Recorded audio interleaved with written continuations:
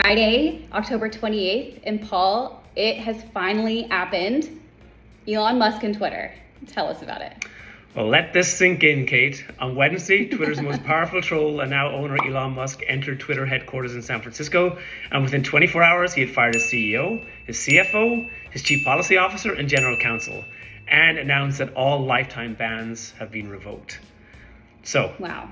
On the face of this, right, conservatives should be cheering and liberals should be reeling. I don't think the narrative is that simple. This is not like Elon Musk is just going to allow a free-for-all. I think there's going to be a lot of ugly things popping up over the next few days and weeks, and there has been on Twitter, and people have been fighting on Twitter since day one. You know, it has happened. But I don't think we're going to see just a complete drop of moderation. And even within the last hour, Elon Musk announced this. He said that there was a new content moderation council. So basically, he's giving That's a new awesome. name to the thing that's already existed.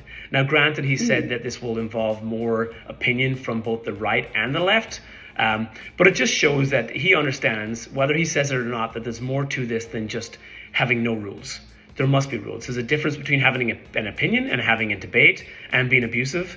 We've seen over the last week or two the furor around Kanye and he's really been cancelled, right? He's lost billions of dollars because he has said things that are completely unacceptable in our society. And, partners like Adidas have made the decision. They took their time, but they did it.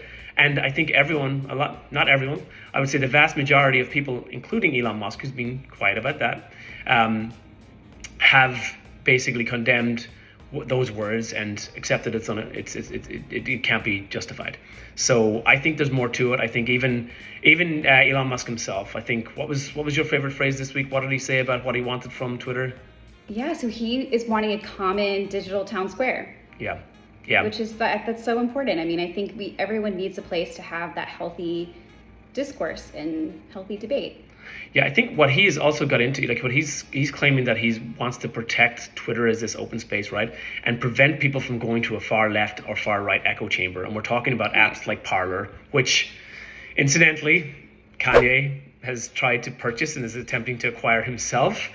Right. Again, there is this sort of ugliness and trolling that seems to be happening. And, for whatever is going on with what Kanye has done over the last few weeks and last couple of years, some of this is just unacceptable. And I think that we're gonna see Elon Musk realize that this is unacceptable on Twitter too, and it's not just gonna be a free for all. I'm optimistic. I think that this will be a really interesting and good thing for Twitter. Yes, this is my favorite story of the week. So There's a new social media app that's rising the charts. And it is a complimentary app where teens have to say nice things about each other.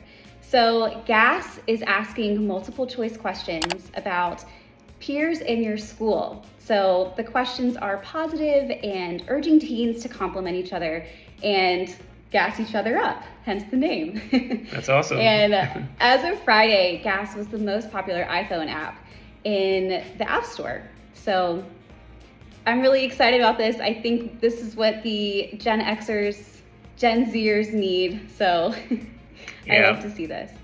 I feel like, or rather I hope, that every generation is smarter than the generation before them. And, I've always considered like how this generation will reject the previous generation. Now, this is potentially just a fad and it's a phase of whatever else and some of these apps that are popping up, but the fact that these two apps that have grown in popularity and have been the most used apps that have appeared out of nowhere over the last few weeks and months and the last couple of years are Be Real and now Gas, that are more about authenticity and just kindness. And I think it's a nice thing to see, and it's much appreciated, especially in the face of all this other craziness going on. 100%. Yeah, I agree. And as you say, I mean, clearly there's a need because it's the #1 social networking app. So I'll take it. Yeah. Well, Kate, I can't finish up without going to talk about one of my favorite apps and services. Actually, it serves as a fintech startup. It's a fintech unicorn called Plaid that we've used many times to integrate our apps into financial transactions and banking accounts. And they've just announced in the last week that they're opening up to Web3 and that 300 crypto wallets will be accessible through Plaid and through the same API, which is awesome news for someone like me and for the development team like ours. It's again going to produce opportunities for innovation for startups to use that kind of integration and data to build on and come up with something new and exciting. So for us, it's a big deal to look out for that. Darren and I are actually investors in Plaid, so that's another exciting maneuver. Awesome. So we're excited to see this happen, and we're cheering it on as well in the distance. So that's one of our my personal exciting stories of the week. It's super cool. It's so fun to see all of the Web 2 companies moving into Web 3. Absolutely. And I hear Elmer in the background. Tell Elmer I said hello. Yes.